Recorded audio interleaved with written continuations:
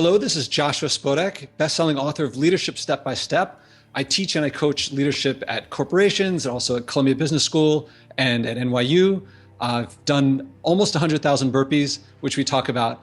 And on this episode of Dov Baron's Leadership and Loyalty Show, we're going to talk about a couple things. One big thing is how intelligence doesn't necessarily make you a better leader, and how flexibility adds a lot more to it, and how you can increase these things for yourself. Congratulations! You are tuned into Dov Baron's Leadership and Loyalty Show, the #1 podcast for Fortune 500 executives and those who are dedicated to creating a quantum leap in leadership. Your host, Dov Baron, is the founder of FullMontyLeadership.com. He's an executive mentor to leaders like you, a contributing writer for Entrepreneur Magazine, CEO World, and he's been featured on CNN, Fox, CBS, and many other notable sites. Dov Baron is an international business speaker who was named by Inc. magazine as one of the top 100 leadership speakers to hire. Now, over to Dov Baron. Welcome, dear friends, fans, and fellow aficionados of leadership excellence. Thank you for joining us here on this episode of Dov Baron's Leadership and Loyalty Tips for Executives, part of the Full Monty interview series, where today we're going to look at what top athletes, dancers, and actors can actually teach us about leadership when it comes to creating loyalty.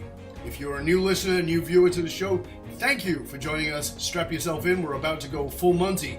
If you're a regular, then a big thank you to you for making us the #1 podcast globally for Fortune 500 listeners. With over 2 million downloads and plays, we're honored and grateful to be cited by Inc.com as the #1 podcast to make you a better leader. So thank you for sharing the show with everybody you know. Listen, there are over 1 million podcasts out there, literally over 1 million. Thousands of them focused on business and leadership, but there's only one show that focuses on the heart and soul of business and leadership, and you're tuned into it with me, Dov Baron. So remember, we always need your help in staying relevant, so get yourself over to iTunes, rate, review, and subscribe to the show. All right, let's strip it down and dive right in. As a leader, whether you're a CEO or someone in the C-suite, a leader, sales leader, or entrepreneur, or a leader in any capacity, you know that we've spoken about many times on this show how leadership has not simply changed, it's radically changed. That loyalty doesn't come just because you pay more than a competitor. But what can you do to create the kind of loyalty that counts? Is there in fact a step-by-step process? Well, our guest today is Joshua Spodek. Now, he is a best-selling author of Leadership Step by Step, and his resume is reasonably impressive. Joshua is an adjunct professor at NYU. He's leadership coach and workshop leader at Columbia Business School, columnist for Inc., and the founder of the Spodek Academy.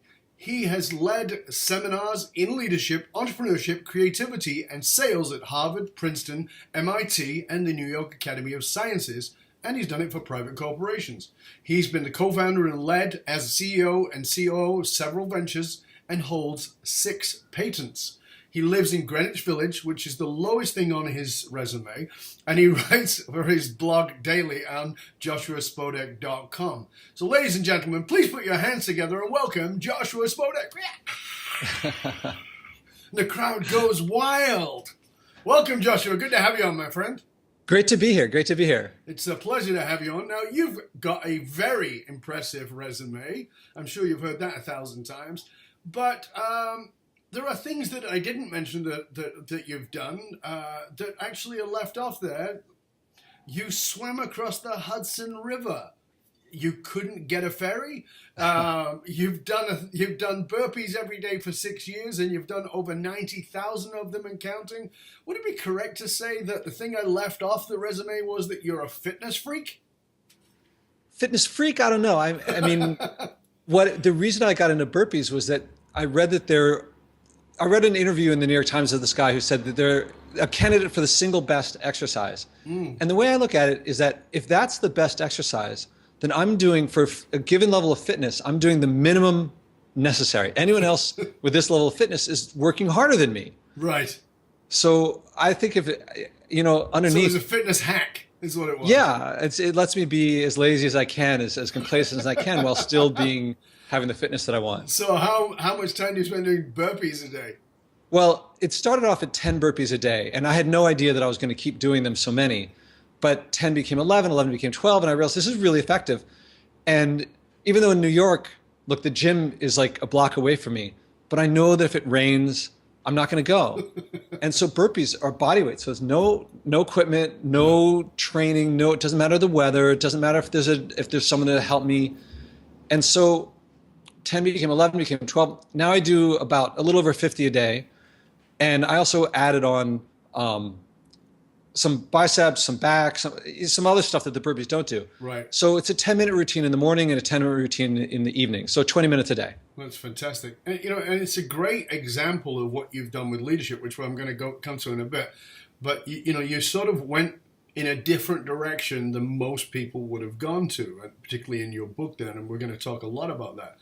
But before we do, you hold 5 Ivy League degrees, including a FUD, piled high and deep, PhD, in astrophysics of all things. You've got an MBA, and you've studied under Nobel Prize winners, and you helped build an X-ray observation satellite for NASA.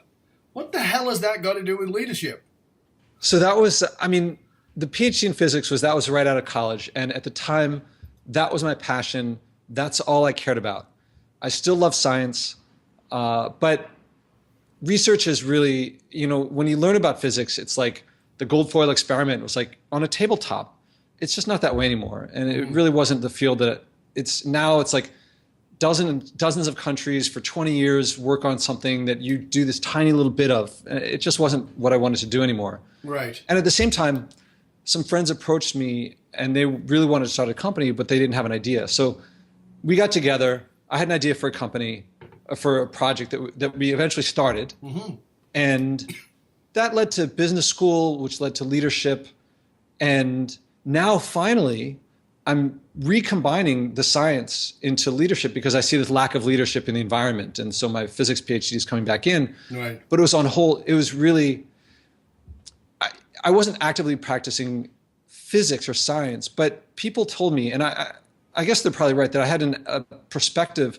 In physics, you look for the underlying simplicity of things. What's going on? Take away everything else, and what's the heart of it? Yes. And I always looked for that simplicity underneath. And something that for me was very important in science was I always wanted to be able to explain what I did to the average person. Mm-hmm. And so I always wanted to be able to do that. And I've always I think that explaining what I do and making it accessible is very important to me. I don't like this idea of people thinking you have to be born a leader, or that like Martin Luther King had something special that no one else could possibly have. I don't view it that way. I bear out what works with my students. Mm-hmm. It's very interesting that old school idea was that you are born leader, but there's a very different world.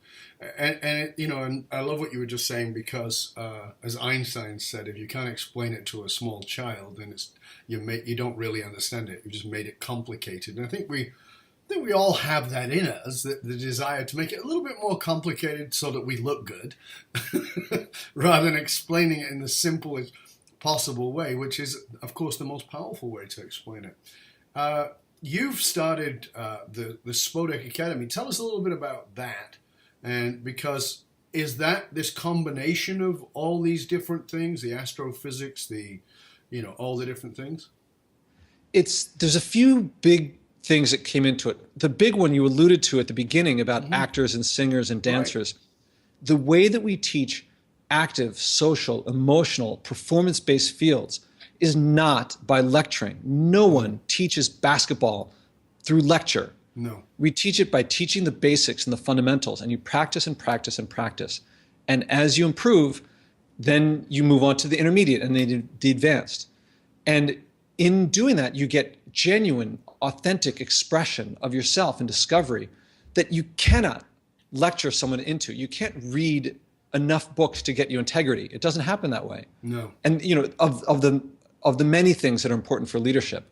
And so I looked around, and with rare exception, people don't teach this way. When I took leadership classes in business school, it was lecture, case study. Reading psychology papers, it's like reading the rule book for tennis. Yeah, you got to know the rules, but that's not how you learn to play. No. And so the book is really, it's a book of exercises that were, I tested and put them together over years with classes and so forth. And so it's a book of exercises that takes you from where you are with simple exercises to some really advanced stuff. Right. Yeah. So, and I really want to go into that. So let's sort of jump in there, because this was the point when you and I chatted offline, was this piece around looking at teaching leadership from a very different way. Like I said, you point out that leadership is like a performance art rather than the usual traditional way that we learn it, and that we can learn a lot from top actors and athletes, etc.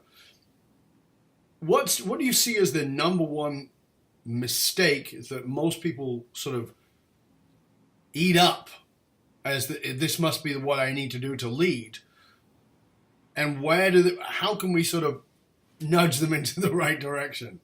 Well, there's a few. The big one is that if you think that you can learn leadership by someone telling you, here are the principles, it's what happens in traditional education is it's intellectually you're learning a lot.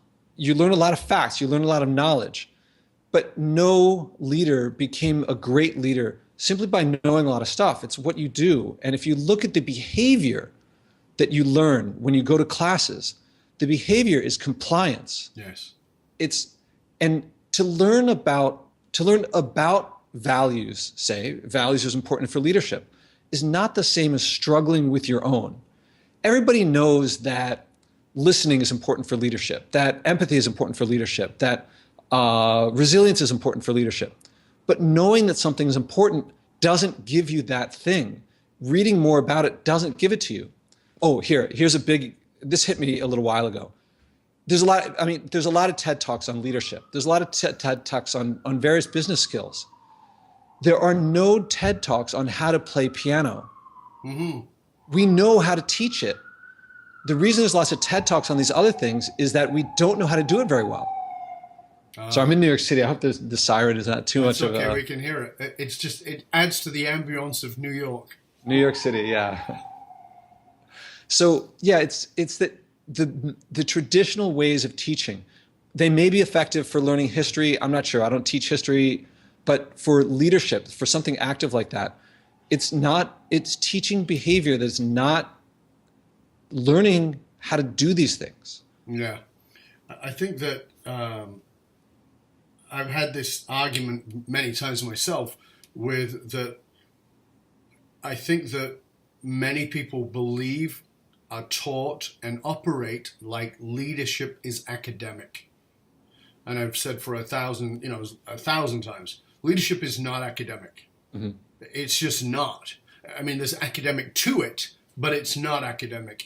For me, leadership is first and foremost people.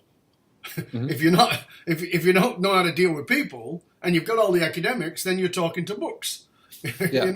You're leading books, and books are not very good followers. So it doesn't help you to get your project done or get people to go where you want them to go if it's academic. Yet that you must see this, because you're a teacher, you're out there, you're at the universities and in corporations, that when you show up with that mindset that is not academic, what happens? When I come in as a teacher and they're used to it being academic. Exactly. And they're expecting it. Well, what I've learned to do is in the first class, I bring in a past student to come in and say, this is, I came in expecting that, the teacher's going to be information. I'm going to write it up and tell the teacher what they told me. And then the student will say how it's not like that. Right. And so actually my next course that I'm going to teach is it's going to be added. It's executive education at a corporation. And so it's going to be all executives in the course. I'm going to have, well, she was an undergrad. Now she's just starting law school, and she's going to come in and I've heard her to describe this. She's like, I know school. I knew what to do. And like, you had me calling people up. You had me doing these crazy things that had nothing to do with anything I'd ever done in class before. Right. And that's how I get it to happen, is a past student. And the other thing is that invariably, when someone gets it, they start sharing it. So I'll give an exercise that is if you just perfunctorily do it, you don't get much out of it. But invariably, at least one person will get something out of it. And I get that person to share their experience. And then everyone else is like, oh, wait, I missed that. Yes. And then that ripples through the rest of class. Yeah. And by the end of class, they're getting it more. Yeah, it's fascinating. I mean, I think the temptation for all of us is to share those academic facts that will impress. But that's not what changes people. That's not what makes the difference. And I too, in the work that I do, I'm always pushing people, and they go, well, isn't this a bit sort of therapeutic? And I go, of course it's therapeutic. Of course it is. And they go, well, I don't want to do therapy. It's not therapy.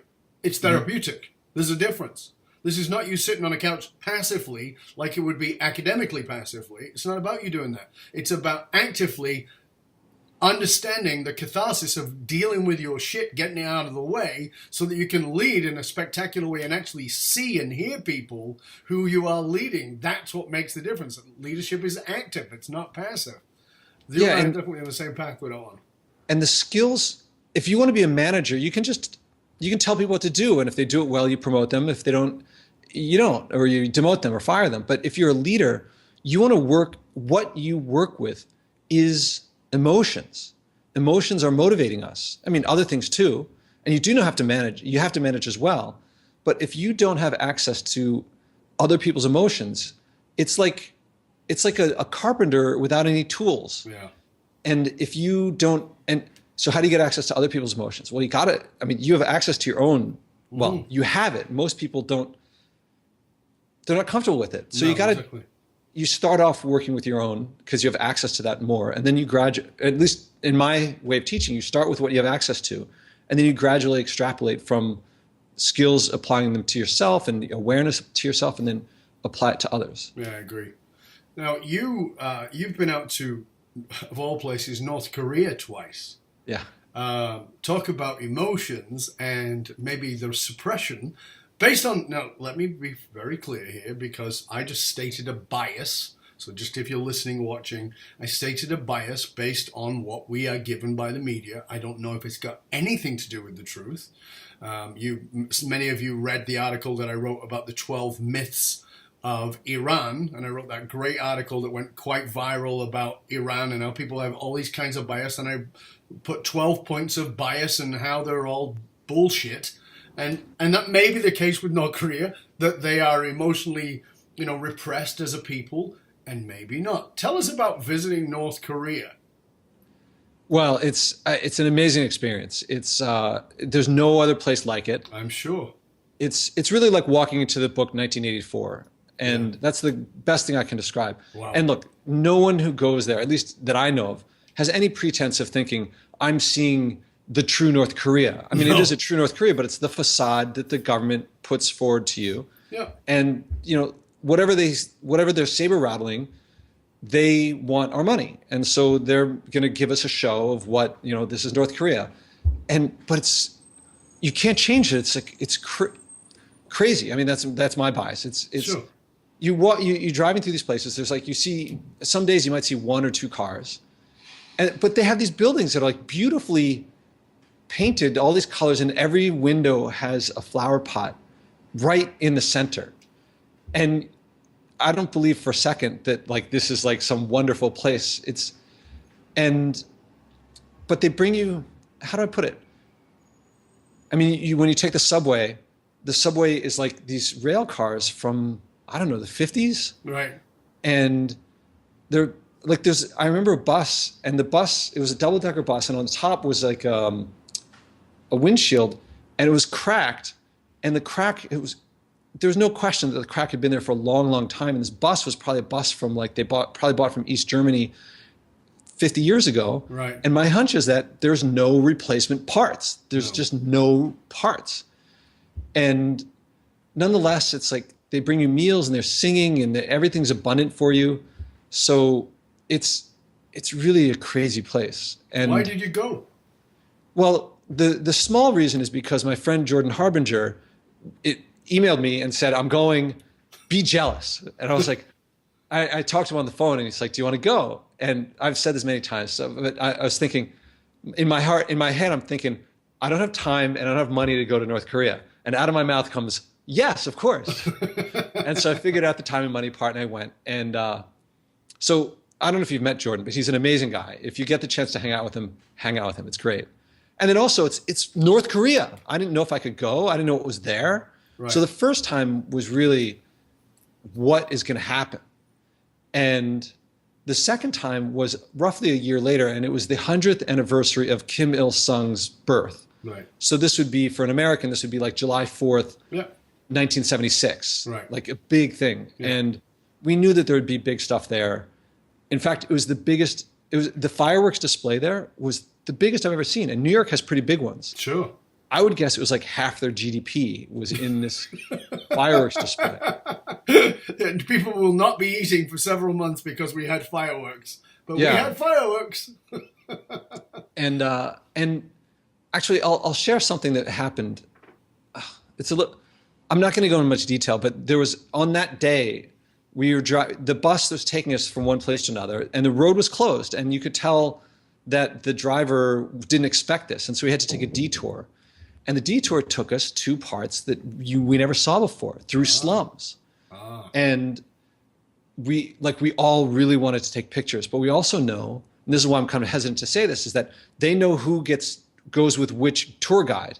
And so if I share too much, it could be tracked to the tour guide that was with us. And I don't want that to happen, but we saw parts that you don't normally see. And it was not the flower pots in the windows. It was really like not a pleasant sight. In New York City, you go through slums too. So it was no different than I'd seen in other cities, but it's just not what they let you see.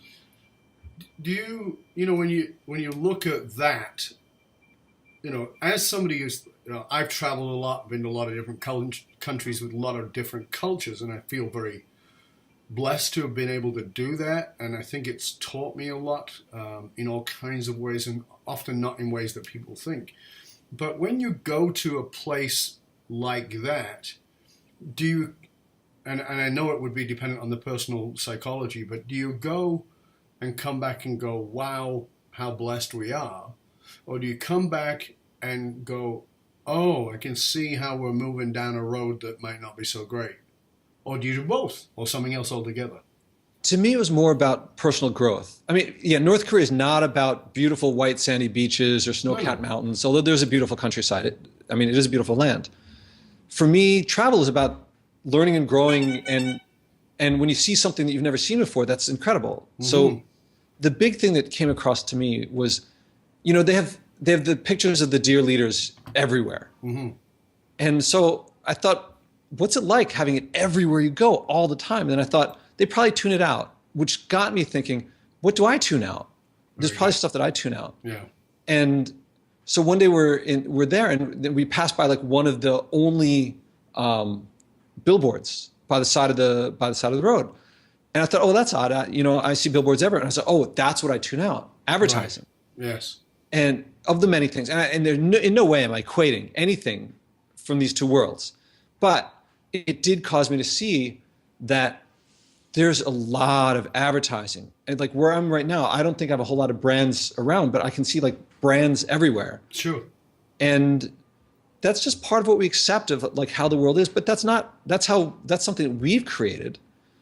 But I think that's an interesting statement about leadership that you just put there, and business in general, which is, in a world of social media where we've gone from traditional media having ads on every few minutes, in the middle of a show, a half-hour show is actually 22 minutes, an hour show is 44 minutes because the rest of the time is commercials, and we've gone from that to now having shows that have no commercials. We've got Netflix, we've got Amazon TV, we've got streaming, we've got all kinds of things that have taken that away because we've tuned it out.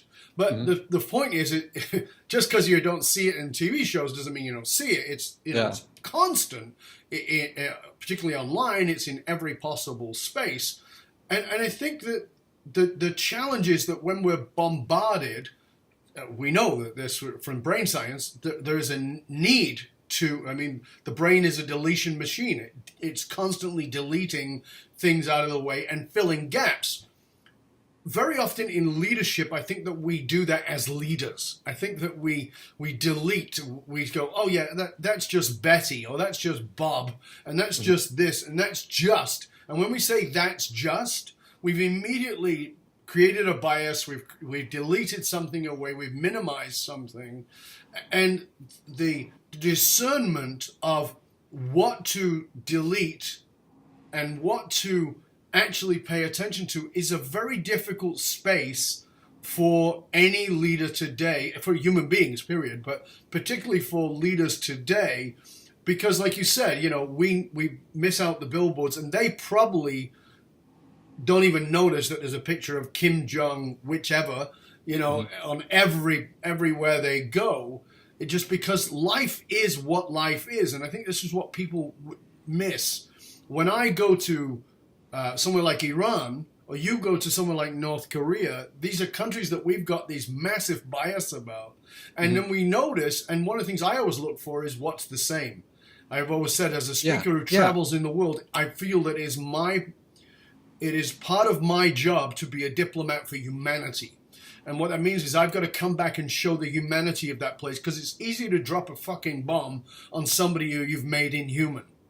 Right? Mm-hmm. It's easy to blow up North Korea and think of not as people, but as crazy ass people who want to blow up the United States, when in fact the people don't care about that, just as the Iranian people are beautiful people and don't care about those things. I think this is a big challenge for us as leaders. I mean, we're talking right now on a global level, but in a corporate level, certainly even at a political level, but at a corporate level, is what are we deleting? What are we whitewashing? What are we saying? It's just this. It's just the way these people are. We do it with generations like the millennials. They're a bunch of entitled brats. That's not true. Are there entitled brats and millennials? Absolutely. Are there entitled brats who are baby boomers? Yes. As a consultant who works with them, believe me, I know them well. Mm-hmm. And many of them have got very silver hair. Yeah. So there's many different ways I look at this. It's like how we perceive the world, and how our biases, how our beliefs and mental models of things filter in. We tend to, confirmation bias lets in some things and not others. And there's all sorts of things like that. Now stop me if I sound like I'm promoting my book, but what my take on it is, how do we develop the skills to do something about this? Yeah. How do we become aware of perception biases, how we process these things? How do we become aware of what our beliefs are, what other people's beliefs are, when our different beliefs are causing us to see the same thing in different ways or different things in the same ways? Yep. And how do we, if we have a belief and it's affecting us in one way, how do we find out how it's affecting us? And how do we, if we want to see the world a different way, how can we change our beliefs in order to perceive the world in a different way? These are active things that we can do. To change my belief about how I see the world is not the same as changing the world. No. But it will effectively change the way I will live in a different world. With it, yes. And that type of skill, to be aware of it is great. To be unaware of it is like, you're lost. You're going to be a follower most of your life. Or you're going to butt heads with a lot of people, because if you see things one way and you think that's the way things are, and another person with a different view sees it differently, you can't find common ground. If, however, I love people who get this view that you see it one way, I see it another way, we're going to have a different way of seeing things, because we can learn from each other. Of course. In fact, I love that, because our disagreements mean great. It's a chance to learn. Yeah. The next step is not just to say, I see things differently than you, but I can see it differently myself. Mm-hmm. And I can change my belief. So I can choose to see things a different way. One of the experiences I wrote about in my book was I had a professor in business school, and one time he cursed at me, and I was so angry at him. I was like, I'm going to get back at him. And after a while, this is when I was just learning about mental models. Mm-hmm. The fifth discipline was got me into it. And I thought, people who curse, jerks curse, but also friends tend to curse more. It's a familiar thing. And I thought maybe he was trying to be friendly. And there's a lot of little details I'm leaving out, but sure. I said, I'm going to adopt the belief that he was being friendly with me, not that he was being a jerk. Yeah. And next thing I knew, look, I didn't tell him what I was doing. No. But he became funnier in class. He became more accessible. He became more friendly. I changed, not him. Exactly. And I was like, I was at the time, I was going to go to the department and getting him in trouble. How is this going to make my life any better? Exactly. It's not. And now I have a new friend. I mean, he is one of my better friends. When I became a professor, I'd go to him and ask him for advice, and he would give me advice. It totally could have gone the wrong way, or a counterproductive way. Yeah. I think that, again, for me, leadership is about self-knowledge. It's about people, and I'm going to talk about that in a moment. And really getting through some of these bias and being willing to look at your own. One of the things I say, I do a lot of work around beliefs with leaders, and I'll say, well, tell me 3 things you believe. And then we question those beliefs. And I say, how do you know it's true? Because you don't call them beliefs, you call them the truth. We don't call beliefs beliefs. We call to believe something is to believe it's true. Exactly. So you say, well, this is true. Is it really? And the analogy I like to give, and just see if this resonates for you, is if you grew up in the southern United States in the 1940s and 50s, did you look at African American people, as they were called in those days, which was not a particularly nice thing to be called, did you look at them as equal to white people? If you're a white man born in that age, would you see them as equal? There's a very good chance you would not. You may have seen them as descendants of gorillas, and that we, the white man, is so much better. And does that mean that you are an idiot? Does it mean that you are a racist? No, it means that's what you grew up with. That's what, and it's a truth because it's a belief until maybe you take a trip to New York in the 1950s and you see that people are mixing races and you go, oh my God, these are fabulous, intelligent, kind, caring, loving human beings like all the rest of us. But that indoctrination is what belief is. And I always say to people, is it truth or did you adopt it? I challenged a guy I worked with years ago, and I said to him, what religion are you? He said, a Catholic. I said, why? And he said, well, my family are all Catholics. And I go, why?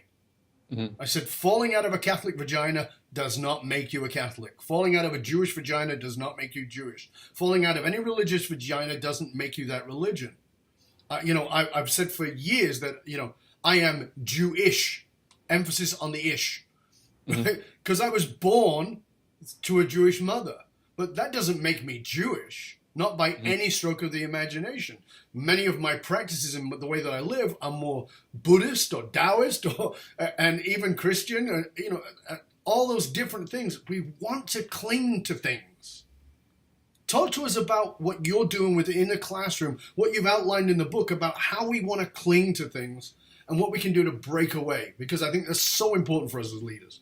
Yeah, that flexibility is huge. Without that flexibility, I mean, that's one of the big things that I try to get into people is to get, okay, so there's a series of exercises that begin with things of, first it's just, the first one would be to write down your inner monologue, to write down the thoughts going through your head. And most people, when they start the exercise, they write what they're thinking about, not the actual words. The inner monologue is like, it's in English. I mean, for me, it's in English. It's in your native language. Sure. And next, and if you don't write it, it's not the same. I mean, if you meditate for a long time, you'll get it. But if you write it, you can get it much faster. That activity does it. And the next one is to write down your beliefs. So it's like at a higher level. Then it's to write down other people's beliefs. And there you don't have access to their thoughts. So you have to try to get it through their behavior, through their communication. So each of these exercises, by the way, people spend about a week on it. And I have them write the reflections afterward. And the reflections is where it really settles in. Of course. After you've written down other people's beliefs, I have you write down beliefs that lead to emotions that you don't like. So these are really slippery because you get this belief and you're like, oh, I don't like that. And it goes away.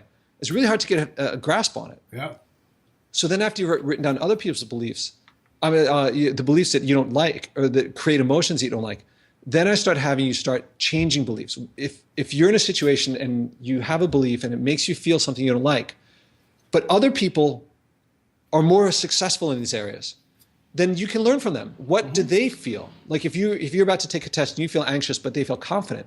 All right, if they feel confident, it's the same situation, then probably it's a different belief. So you can adopt a different belief. Absolutely. So I try to get them to a place where of increasing challenge of developing skills to be aware of themselves. and also increasing skills of doing something about it, increasing activity. And then that puts them in a place where, okay, it's a funny one when I give the exercise to write down beliefs that bring emotions you don't like, because they're like, ah. And I say, look, I'm not putting new beliefs in you. It's just be aware of what's already there. Of course. Because if you're not aware of it, it will still affect you, but you won't be able to do anything about it. Mm-hmm. So they're a little uncomfortable with that one, but it primes them to the next exercise, which is change that belief. And I give you a process of take a role model that is more successful in this area that you would like to be like. This is what it means to improve your life, is to in this case, to develop the skill of changing. Like most of us have had a situation where something wasn't working for us. Our belief changed for one reason or another, and life got better. Okay, so that's great. So it's great to change a belief. To be able to change beliefs in general is a whole other level. It's like, like peering behind the curtain. And then after that, I take it then later these exercises. Oh, and by the way, a big piece of this is to separate your belief about something from the thing. Mm-hmm. Changing your belief is not changing the thing. It's something you can do very easily. And also to see that the first belief that you have is not necessarily the best one. No. And to see that in a universe that stretches on billions of light years in every direction, this tiny little brain is not supposed to know all of truth and reality. It evolved for us to just, have kids and reproduce and stay alive. And that just requires, understanding basically what's going on around us well enough to get by. Yeah. But we necessarily throw out information. We necessarily have biases that you see it one way, I see it another way. And there's no possible way that two people can see everything the same way or anything the same way. And so so it's not about truth and rightness. Like, I believe that there's an objective reality out there, that we're not all brains in a vat, but I don't have perfect access to it. And I know that whatever information I have it's flawed. It came in through my senses, which is, my perspective is different than anybody else's. Mm-hmm. My memory is immediately forgetting stuff as soon as it's in there. Yep. It's being influenced by my past memories, which are different than anybody else's. And so I have these models that are my models. Yep. And to be able to switch from one to the other is a tremendously useful thing, especially for leaders. If you think that everyone on your team has the same beliefs, it's not going to work. Smoke another one, because you're definitely a little high. But that's the old school of leadership, which is the dictatorial, command and control. This is what I believe. I'm the leader, therefore you must believe this. And in fairness to those leaders, because I've had to work with some of them, and I underline had, don't anymore, but had to work with many of them. Because that belief is, I'm the leader, therefore you have to believe what I believe, is very difficult to remove. I mean, I love what I think it was it Richard Feynman who said, things don't change, you just have to wait for the old guard to die. Oh yeah, they say science advances, many fields advance one funeral at a time. Exactly, yeah. So it's like that willingness to. Because sometimes you just, we were working with a leader recently, and we had to just go to him and say, listen, I know you brought us in because you want to change and you want things to happen, but you saying you want to change is not the same as changing. Oh, yeah. And leaders so many will people often say it that and they to don't us. want to do it. I want it, I want things to get better. I want it to change. Yeah, but you're not willing to change. You keep pointing over there and telling me, that's wrong with him, or that's wrong with her, or they, as opposed to, where is it with me? And that, for me, one of the things I speak about, and you know this because it was in my book, was the power of vulnerability. That vulnerability is the greatest strength you'll have, and it's probably one of the most powerful leadership skills you'll ever have. But part of that vulnerability is saying, maybe I don't know. Maybe I don't know well enough. Or having the vulnerability to question, to say to somebody who works with you, this is my belief, and it might be messed up. It might be screwed up. There might be some flaw in it. Tell me what it is you believe. I think is so powerful for you, because you've done amazing things. You've done amazing things in your life. You've achieved things that are spectacular. What was a major belief that you had to overcome, that you had to address within yourself, that allowed you to move forward, get over the hurdle, if you will? A belief about, I mean, certainly this is a nuance that's difficult to get across, because a lot of people see physics and they think, oh, physics, PhD, super smart. But for one thing, when you're in physics, the amount of super smart people is like, you're very humble. Sure. But nonetheless, in the rest of the world, you do kind of feel like, when I went into business school, I felt like I really expected a cakewalk. I felt I got a PhD in physics, so any math is going to be really easy for me. And I ran a company for a while. And so I was CEO. So I was like, all the business stuff is going to be really easy. And this was not, I didn't even make it through orientation before I was deeply humbled. And right. I got I still have a lot of humility to learn. I'm not the most humble person around, but it was really like, one, business is not about knowing more information. It's not about being smarter. The whole social and emotional side of things. I was blind to it. I was like, half of my life. I mean, I think there's a rational side and emotional side. Mm-hmm. I kind of buy into that. The rational side I was really strong in. Mm-hmm. The emotional side, I really just looked at as like, that's weird stuff that's not really that important. If I want to get ahead, the way to get ahead is learn the rules and succeed at the rules better than everyone else, which I would describe that as the rat race. That's just being a better rat. Yep. And because I didn't make now it's much more about like, what rules do I want to make up myself? When you're talking about coaching people and leading people, I don't know, I never thought of this before, but running through my head, I got to share it. It's like, imagine you are Phil Jackson and you're coaching Michael Jordan. Mm-hmm. Telling Michael Jordan what to do is horribly counterproductive. He's better. Absolutely. He is better at what he does than you are. And if you want to lead him, to tell him what to do, you want to be able to resolve conflicts between the team, and you want to get resources and protect from outside places and stuff like that. But you want to give him freedom to do what he does best and let him do what he does best.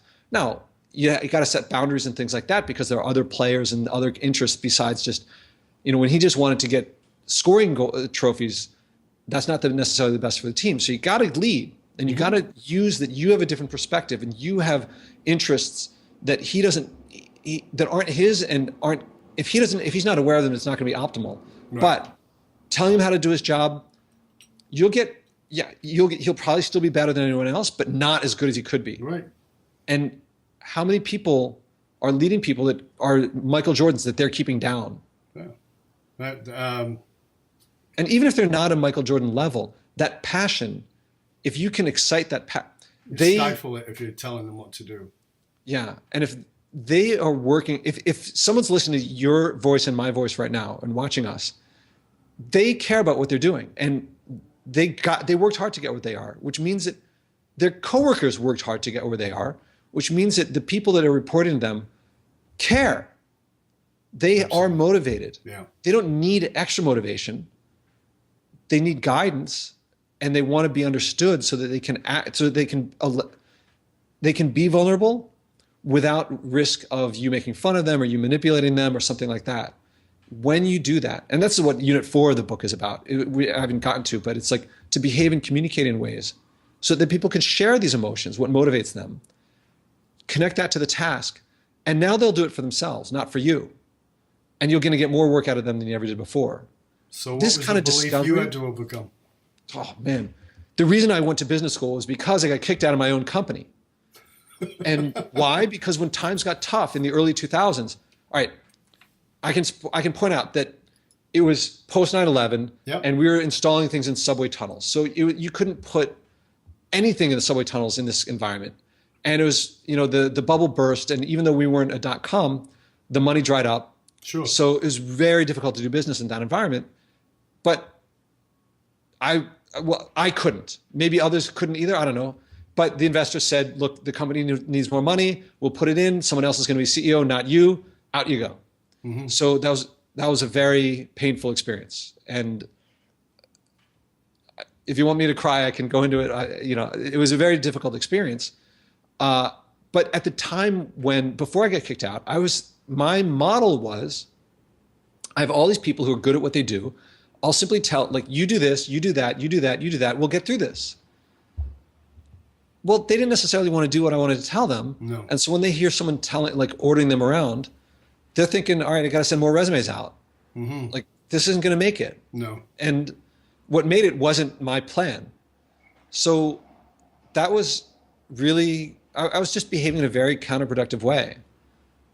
But from a physics perspective, if you have an experiment, you have this device connected to that device, connected to that device, and they're not working, you reconnect them and you get them until they work. The devices, you move them around, they get moved. They don't have emotions, they don't react, they don't care, So my model was like, break things down into simple components. People were components to me. They were tools. Right. That's not going to get leadership out of them. That's not going to get, no. And the whole thing I talked about the traditional learning model. I began teaching with trying to create a better lecture. And I had some success, but not this. If you watch the videos of my students, they're like, I had no idea you could learn this way, this stuff, and more, give me more. Yeah, exactly. I did not get that when I was lecturing. People were like, yeah, I totally understand. You've been doing what you're doing this, you're teaching at these universities, and you've, as you said, you've started your own companies, you've created patents, you've done all kinds of things. I think that one of the things that leaders need to understand is the old school of leadership is that we are superheroes, that we are indestructible, we have to know everything.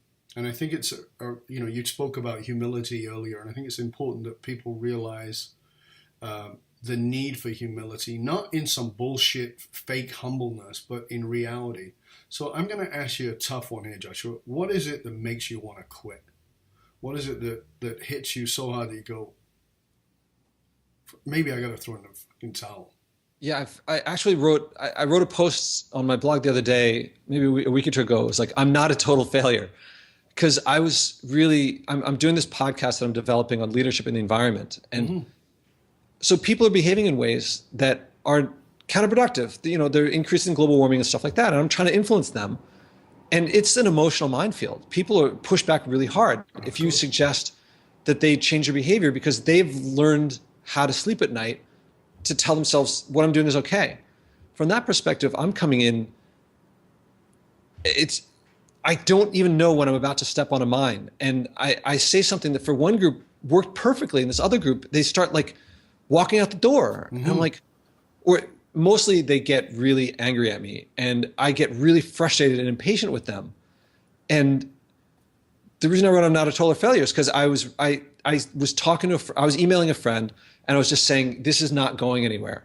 This is it. Like, it's not, what I'm trying to do is not working. And this is what I'm putting everything into. It's not working. And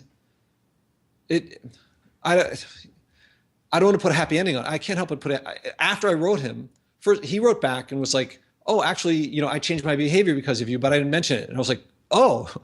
And then in short order, 3 other people also told me how, what I realized was that I was coming across as a know-it-all, and I was coming across I was not sharing the difficulties that I went through to change my behavior and my humility. I wasn't being humble. The vulnerability was the power. Yeah, vulnerability was the power because it allows other people to show up. This is the thing that I think so many leaders miss. You talked about my persona online when you and I were, before we started to record, about my persona online. Yeah, and it looks very professional because, I deal with companies and corporations and they want that professional look. And the fact that I wear earrings is, oh my God, he wears earrings. That's so, it's so ridiculous. But that becomes a big deal. And that willingness to say, listen, here's where I struggle.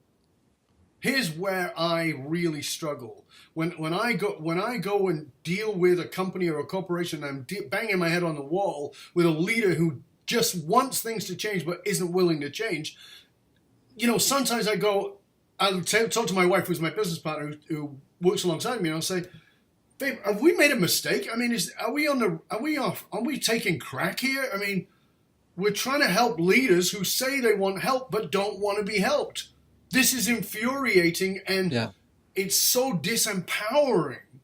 And then, as you said, when I share that not only with her, but, I'm very vulnerable. I'll open up and put that stuff out online, and people will come back and go, well, I just want you to know, like you did. Somebody come in, I just want you to know that when you did this, that really changed the way I saw myself. And I really started thinking, oh, okay, I get it. Like I did a short video that was called The Power of Inadequacy. And I talked about feeling so massively inadequate for most of my entire life. Somebody who nobody looks at as inadequate, persona-wise.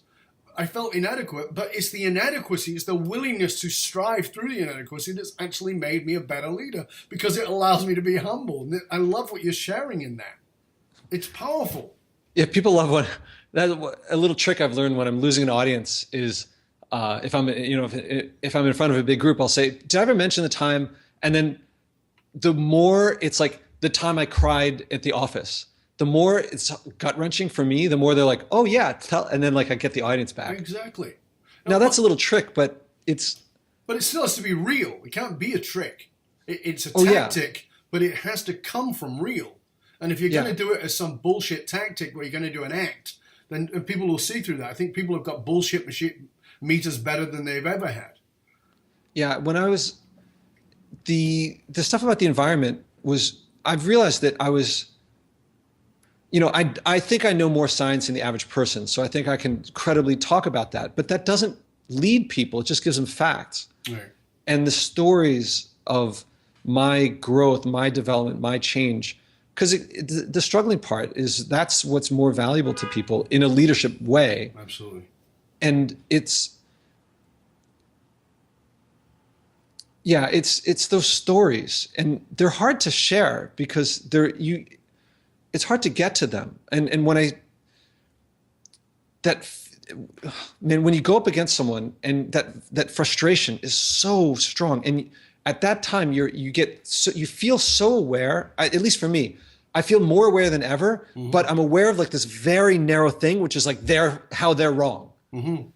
And it's this weird thing where you're like, I'm the best leader. I can show them how they're wrong. And it's like such a disaster to be in that zone. I mean, hopefully I'm not the only person who feels this way, because it feels very human to me, but I sometimes feel like I'm like more like this than others. But those are the ones where I learn the most. Right. Like after I walk away from a conversation where I'm like frustrated and impatient and angry at the person, usually sometimes a day later, sometimes a week later, I'm like, oh, now I get like, it. I can't say like whether it was my fault or their fault. That's not the issue. It's what can I learn from this? Because if they got me frustrated, I'm sure I got them frustrated. And it's not their responsibility for me to lead them well. It's my responsibility to figure these things out. So that doesn't mean it's easy the next stage, but I know that this is where to learn and grow. And this is one of the keys that we teach in our work, is that leadership is not about being right. Mm-mm. And that is the massive challenge, because as the leader, I want to be right. But you've actually got to say, well, what if other people are right too? And I think that's powerful. My work is about finding and operating from a place of soul purpose and helping other people to do that. For me, the soul of leadership is the people. It's their commitment to self-discovery, what drives them below the conscious level to what I call reconcile and the disenfranchised, compartmentalized parts of themselves. For some of the leaders I coach and I mentor, people who are, by the way, I have a ton of respect for, they feel that the soul of leadership is influence. Other people feel the soul of leadership is something else altogether. From your point of view, what would you say is the soul of leadership, and for that matter, even business? What would you say is the soul of leadership for you? Well, you're asking for one, so I'll give one. Sure. I'm not sure if it's one, but to me, it's the learning and growing. It's always learning and growing about new things about yourself, improving. I think like Frances Hesselbein, one of my Marshall Goldsmith is my mentor, and she's his mentor. And she's still learning. She's still growing. She's still developing new stuff. And I'm like, I think the best leaders on their deathbed, they're like, oh, I figured something out. Mm-hmm. And it's not just facts. In fact, it's not generally facts. It's things about themselves, things about people, things about the human emotional system, things about systems, things about education. And so it's that always learning and striving to better yourself, to improve yourself, that never satisfied. I mean, you're never unsatisfied. It's not like it's but it's a constant unpleasant. Curiosity. Yeah, yes. Yeah. Curiosity and willingness to change and flexibility. Yeah. Yeah. I think the top leaders, the worst leaders are like, I'm the best leader. I don't know if that's the worst, but someone who's like, I can learn something from everyone. That's going to be much more effective. Yeah. And that's, by the way, why I focus on the teaching of leadership. You said we can learn a lot from actors. I want to refine that. We can learn a lot from acting teachers, because that's where we learn. People who know the theory but don't lecture it at you, but they give you an exercise. It takes a long time to get which exercise works. Right. Yeah, and like you said, I see leadership as much as an art as a science, because it is the practice of, and the best leader is not the leader who left school with an MBA. It's the leader who has been constantly curious and stayed open and been willing to learn, and willing to learn from those below as well as above them. And I think that's a very powerful place to be.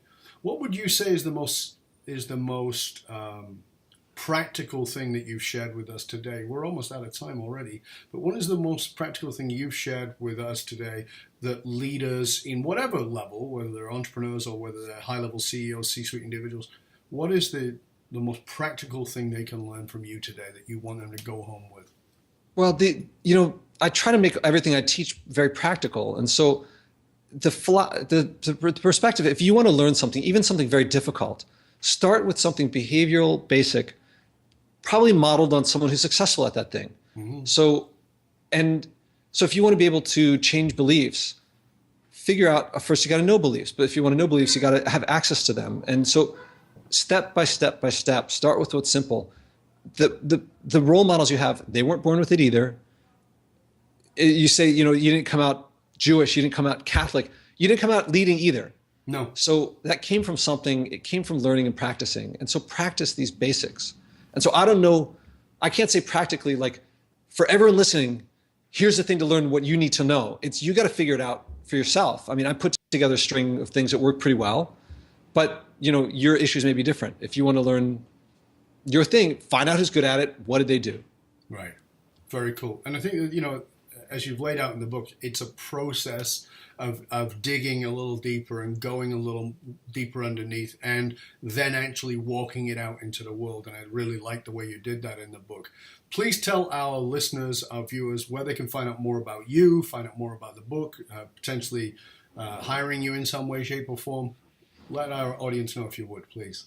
So to find out about me, to find out about my courses is spodekacademy.com. Should I spell it out, or you'll probably put it up? Yeah, we will put it up, but so it's Spodek Academy.com. To read my blog, which is more about me, not a professional side, just how I view the world, is joshuaspodek.com. And I'll put up on Spodek Academy I'll put spodekacademy.com/dove, so DOV, then that'll have all my social media, and it'll have access to one of the exercises from my book, so that they'll be able to see how to make a meaningful connection with videos and things like that. Fabulous. Thank you so much for that. I appreciate that. Thank you for your generosity. It's been really great having you here. And the truth is that you and I clearly could speak for many, many hours. We've got a lot of things to talk about, and areas I didn't even get to go into that I really wanted to go into with you. And I know there's a lot of great cross there, and wonderful ways that we could challenge each other in the world, and I love it. So thank you very much for that. Appreciate what you've shared with us. And again, I want to say to each of you, as the viewer, as the listener, I say it many times to you, don't listen to this show. That's a waste of time.